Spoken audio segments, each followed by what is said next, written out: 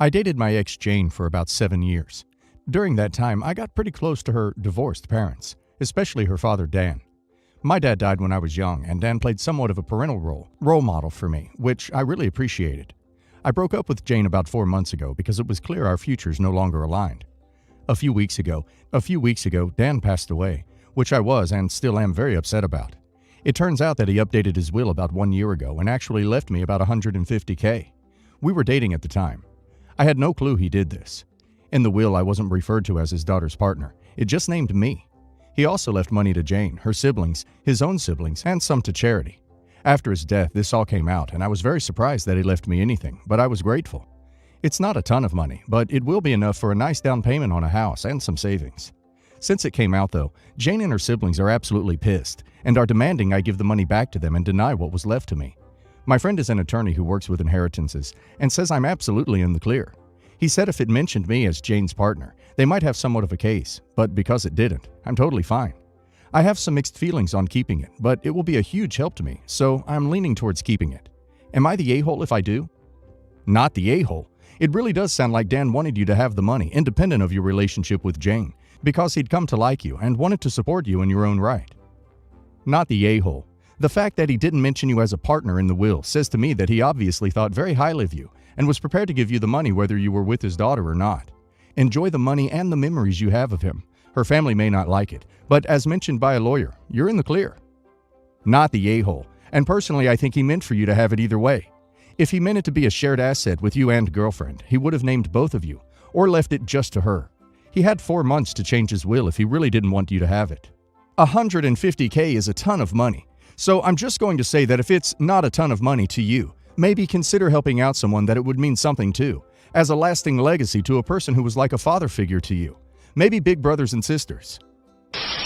My 40 female, boyfriend, 36 male, have been together for 2 years. We have a great relationship. We agree on most things. He is very loving and considerate, and overall the love of my life. We recently bought our first home together, which I was hoping would be a fresh start. For context, he and his wife were married for 12 years, shortly before we started dating. Sadly, she passed. In my opinion, I've been very considerate of his grief and supportive of how he chooses to grieve her. For the first 14 months of our relationship, he had an 8x10 picture of the two of them on the mantle in the living room, which I was understanding of, especially since I moved into his apartment that they had shared together. After 14 months, it was Christmas time, and I removed it to decorate, with his permission. Fast forward to now.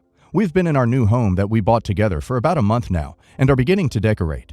She was a service member and he wants her folded flag to stay in the living room on display, which I support. However, we have another sitting room with many bookshelves and he wants to have their photo together on display in that room. I understand the pain of losing a spouse. I'm also widowed.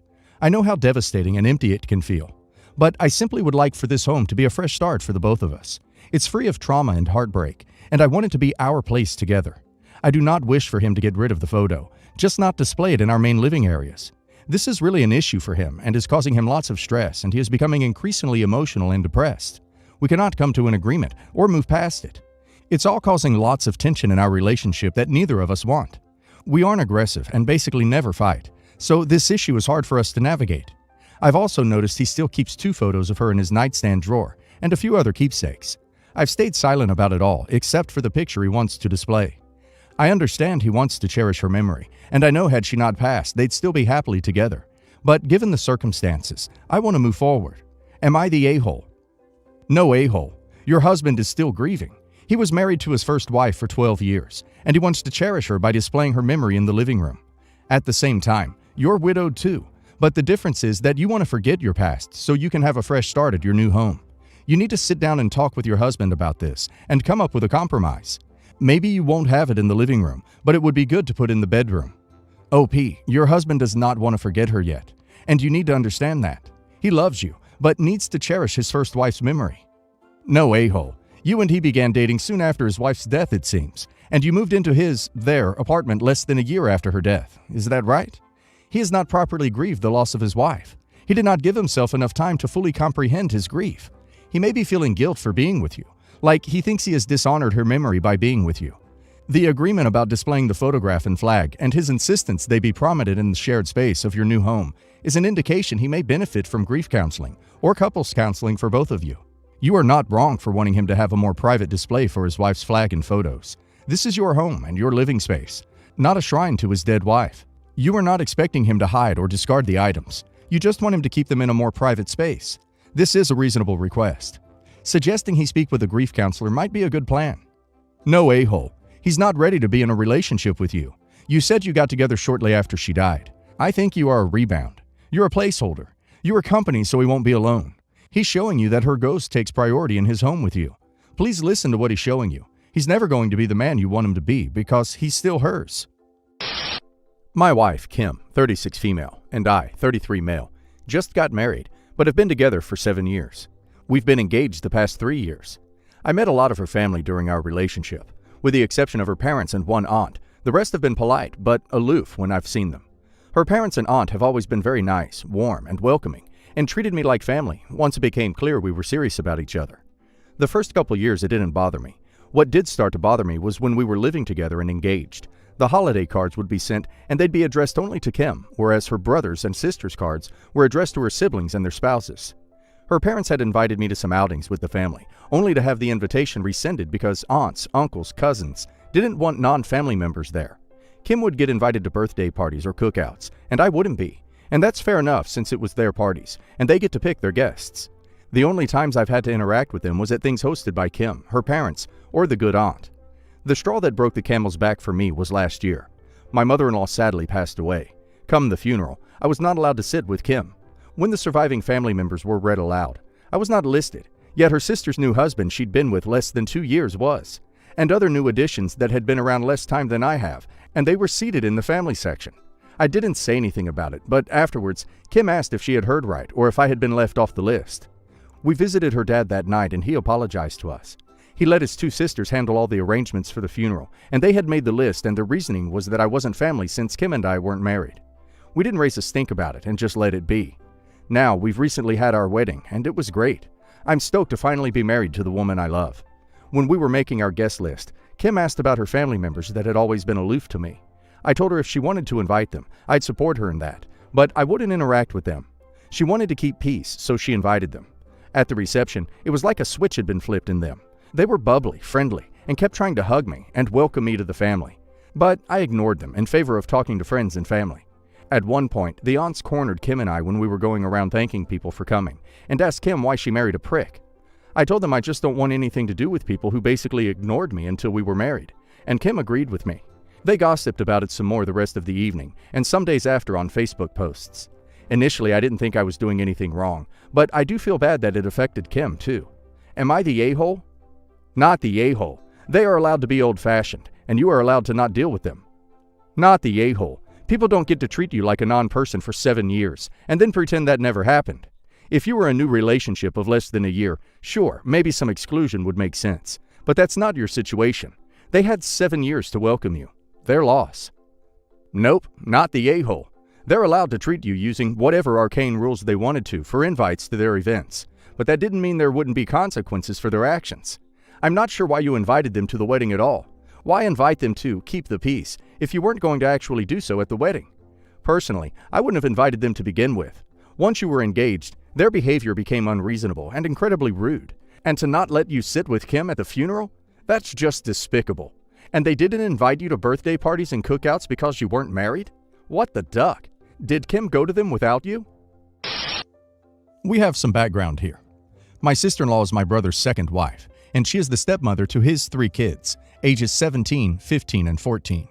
My brother, Sam, lost his first wife when the kids were very small and remarried quickly, in part because he did not want to be alone and also because he did not want his kids to grow up without a mom.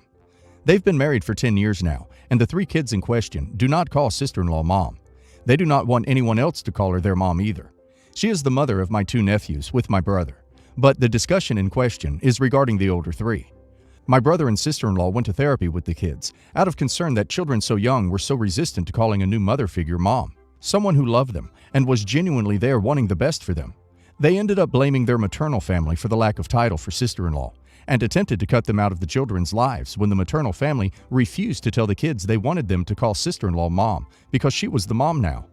The courts were brought in, and that put a stop to removing contact. Over the years, the kids have been corrected many times. There have also been many punishments given out because the kids rebel against sister-in-law and have said things to hurt her. It's basically one big fight at their house. The rest of my family are kind of mixed on all this, and some feel like Sam and sister-in-law are wrong to push, but others believe something is amiss because the kids have not mellowed out towards sister-in-law at all and still refuse to have anyone speak about her as their mom. I think they also believe their maternal side of the family are to blame and that they believe they are wrong for not encouraging it. I have spoken to my nephew and nieces. I know their mom's family have never said anything. What they do is talk about their mom and share her memory with them, and it led to a connection forming through the maternal family. I think it's unfair to keep pushing them to call sister-in-law mom, and I think a focus should have been put on giving them a happy home life versus pushing for something the kids have expressed they do not want. A few days ago, Sam and sister-in-law were talking to our family about the kids going back to school and how my 14-year-old niece corrected the school admin who referred to sister-in-law as her mom. Sister-in-law talked about how upset she was and how she doesn't understand how the kids can still be so wrong on this. Sam said he wanted to pull out his hair. I suggested, and not for the first time, that they should come to terms with the reality of things. Sam said the reality is sister-in-law is their mom and has been for 10 years. I told them the reality is sister-in-law is not their mom, she's their stepmother, and you can't force feelings on that to change. I am now considered the a-hole. They said I only hurt sister-in-law more and rubbed her face in the rejection by saying it. Am I the a-hole? Not the a-hole. If the kids were 7, 5, and 4 when they lost their mother, then they were old enough to have coherent memories and a proper relationship with her. Therefore, it's ludicrous for your brother and sister-in-law to think that they can just wipe her away and install sister-in-law as mommy. Wanting to be considered a mother figure is understandable, but the notion that she is their mom is insulting to the memory of your brother's late wife, and if I were those kids, I'd be really put off too. Sister-in-law needs to back the heck off, or those kids are going to hate her guts forever. Not the a-hole. They're calling you an a-hole because you're saying a truth sister-in-law doesn't want to hear. That 10 years later, the ship is well and truly sailed, and they'll never call her mother. They're pointing fingers at the maternal family, but honestly, I think brother and sister-in-law dug the majority of the grave themselves from violently trying to pry the kids from their presumably loved grandparents, and for all the punishments they'd given out over the years. I wouldn't want anything to do with either of them after all those stunts, and would probably get way too much satisfaction from denying sister-in-law all the time. If bro and sister-in-law are throwing such a hissy fit now, I'm dreading the meltdown that will happen when the kiddos hit 18 and run for the hills. Not the a-hole. Yikes, though. I think the sister-in-law and your brother need more therapy to get down to the root of why they are so fixated on the 3 kids calling her mom, and not by her name. They need to be doing whatever makes the kids comfortable and honor their real mother. No ifs, ands, or buts. I'm a 25-year-old Indian woman. I have 2 older brothers, 38 and 24. I was married off at 18 to my ex-husband. He was 26 then. My parents had to give less dowry as my in-laws wanted to marry off ex in a hurry. After marriage, all I had to do was cook a meal, stay with my mother-in-law during the day, and have S with my husband at night. Then I found out my husband was cheating on me with his long-term girlfriend. I told mother-in-law. I was asked to ignore it or make sure he loved me so he would not stray. His girlfriend got married. Husband started sleeping with everyone that he could and drinking. I was blamed for his behavior. After 2 years, we realized I was not getting pregnant and could not get pregnant. Not gonna lie, I was relieved. My in-laws were not. Nobody would talk to me. I spent my days in silence. My mother was happy I was married off. She did not care for my problems. My father could not care less as his responsibility was done. Then father died. Older brother moved back to India. I saw him after my wedding for the first time. My father's business is now being handled by my brothers. I was not left any inheritance or shares, but brothers gave me a part of theirs and said I should divorce my husband. Older brother came to my house and created a huge scene and took me to his home. I lived there till my divorce was finalized. I've been divorced for a year now. Brothers bought me a nice apartment to live in. My sister-in-laws are very nice, but I am a failure. I have no brains. All I do is watch K-dramas, cook twice a day, and go to the mall. I tried dating, but got harassed by a man who found out I was a rich divorcee. I sometimes am invited to get-togethers of the community. I do not mince my words when I talk about my husband or my mother. My husband and father-in-law had requested me to keep quiet about divorce, but I went ahead and told everyone I met. When people ask me why I stayed in that situation for so long, I tell them that my mother tattled on me to my husband when I told her what was going on. She gave husband and in-laws permission to take away my phone and to limit my movements.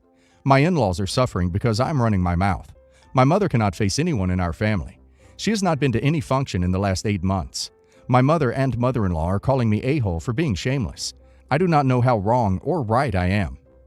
Not the a-hole. You were the victim of terrible controlling aggression. Your parents didn't care. didn't feel like dealing with it, so told you to keep quiet and pretend it wasn't happening. That's classic aggression, gaslighting. I'm really glad your brothers helped you get out of that situation. I think you'd be best served by trying to find something that would make you happy. Whether that's a career, a partnership, or something else entirely, only you can say. Not the a-hole. I'm not sure culturally, but you tried to seek help and were blamed for seeking help, as well as blamed for your ex's misdeeds. They restricted your movement and did what they could to keep you in an aggressive situation for their own appearances. If they didn't want to look bad, they should have helped you, and now they're facing the consequences of their actions. Once again, not the a-hole. Not the a-hole. Time to look after yourself. Get enrolled in a community college or the equivalent where you live. Build your self-esteem. See if you can get a job. The thing to do now is deciding how you are going to move forward. Don't deal with these people anymore. I imagine there are cultural issues at play here, so I don't know what to advise there. If you can put this marriage and these people behind you, it might be best for you.